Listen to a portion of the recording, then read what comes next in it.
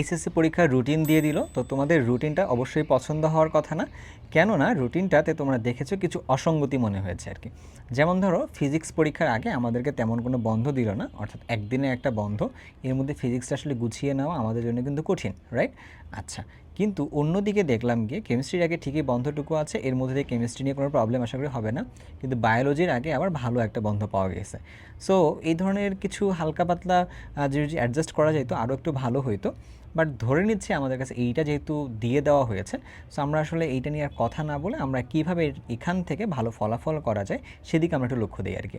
তো লক্ষ্য করার জন্য তুমি অবশ্যই ফিজিক্স, কেমিস্ট্রি, ম্যাথ, বায়োলজি এবং বাংলা, ইংরেজি, আইসিটি সবগুলোরই প্ল্যান করবা। সবগুলোর প্ল্যানটা কেমন হওয়া উচিত এটা নিয়ে অলরেডি ভাইয়া ভিডিও করেছি, তুমি ডিসক্রিপশন বক্স থেকে ভিডিওটা দেখতে পারবা। এর বাইরেও কেমিস্ট্রির জন্য আলাদা করে ভাইয়া কিন্তু টপ 30 টপিক্স তোমাকে দিয়ে দিচ্ছি আর কি। সেই টপিকগুলোর উপরে তুমি যদি নিজের দক্ষতা অর্জন করতে পারো তাহলে কেমিস্ট্রি নিয়ে কোনো প্রবলেম থাকবে না। আর একটা কথা বলি, প্র্যাকটিস কিন্তু মাস্ট।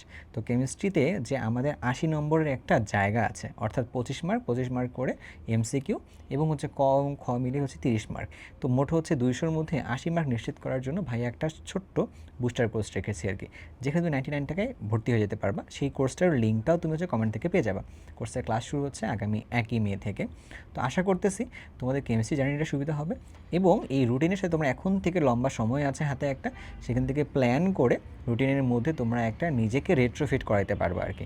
সেখান থেকে তোমাদের জন্য সামনের জার্নিটা শুভ হোক, এই শুভকামনা জানাই সবাইকে।